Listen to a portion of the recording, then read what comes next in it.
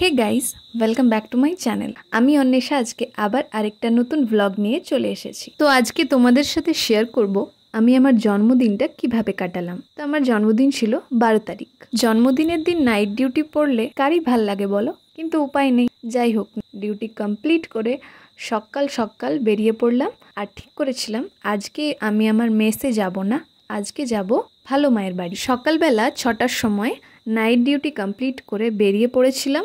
ভোরবেলা সূর্যের আলো, পাশে থাকা জয়চণ্ডী পাহাড় আর সামনে ফুটে থাকা কাশফুল, আর এই সুন্দর দৃশ্য উপভোগ করতে করতে চলে গেলাম। ঘুমে চোখ ঢুলুঢুলু থাকলেও এনার্জি কিন্তু হাই লেভেলের ছিল, কারণ আমি আমার জন্মদিনে কিছু সময় হলেও নিজের কাছের মানুষদের সাথে সময় কাটাতে পারবো। তো প্রথমেই ফ্রেশ হয়েই আগে এক কাপ চা খেয়ে নিলাম, যেটা সত্যিই রিফ্রেশিং ছিল। তারপর ওই আর কি দিম্মাকে একটু আবদার করছিলাম যাতে আমাকে একটু হ্যাপি বার্থডে বলে। না বলো জোরে জোরে। না আমাকে হ্যাপি বার্থডে বলো। ও happy birthday, happy birthday to you, happy birthday to you.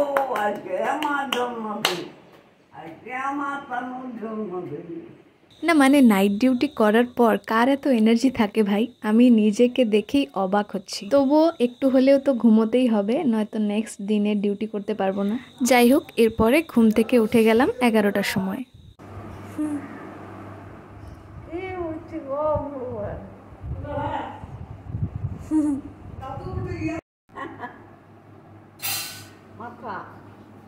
দেখি happy birthday to you, happy birthday বলো, হ্যাপি বার্থডে টু ইউ।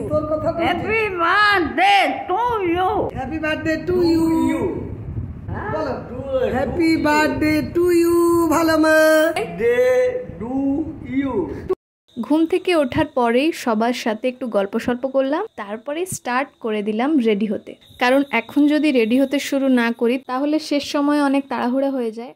আর যেহেতু ক্লাসে একটা সময় প্রেজেন্ট হতে হবে, তাই একটু তাড়াতাড়ি উঠে রেডি হতে স্টার্ট করলাম। তো আজকে ভাবছিলাম যে চুলে শ্যাম্পু করব, তাই চুলটা একটু ম্যাসাজ করে নিচ্ছিলাম। আর পুজোতে ভাবছিলাম একটু চুলটা কিছু একটা নতুন হেয়ার কাট করব।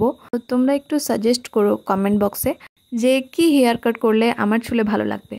তো চলো, স্নান টান করে আয়নার সামনে বসে গিয়েছি একদম রেডি হতে।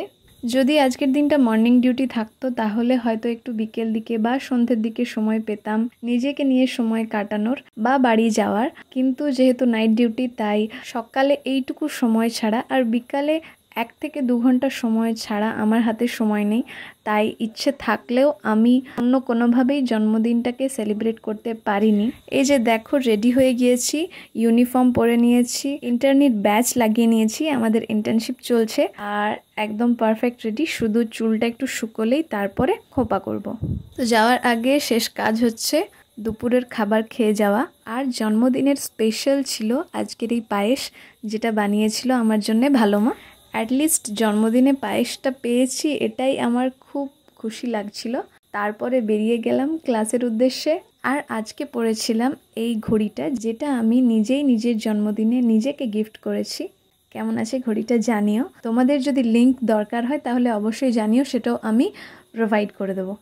তারপরে ক্লাস শেষ করে চলে গিয়েছিলাম কেকস অ্যান্ড বেকসে। খুব আহামরি সেলিব্রেশন না হলেও যেহেতু খাদ্যরসিক মানুষ, তাই একটু হলেও তো খাওয়া দাওয়া হতেই হবে।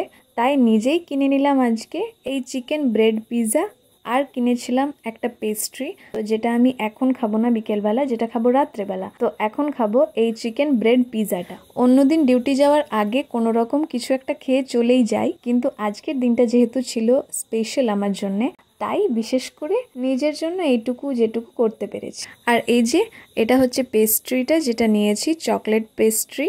আর তারপরে চলে গেলাম নাইট ডিউটি। আর সবশেষে জানাই থ্যাংক ইউ সবাইকে যারা আমাকে আমার জন্মদিনে উইশ করেছো। তো চলো, আজকের মতো ভ্লগটা এখানেই শেষ করছি। ভিডিওটা ভালো লাগলে অবশ্যই লাইক কমেন্ট শেয়ার করে দিও, আর চ্যানেলটাকে সাবস্ক্রাইব করার সাথে সাথে বেল আইকন প্রেস করে দিও। দেখা হবে খুব তাড়াতাড়ি আবার নতুন একটা ভ্লগের সাথে।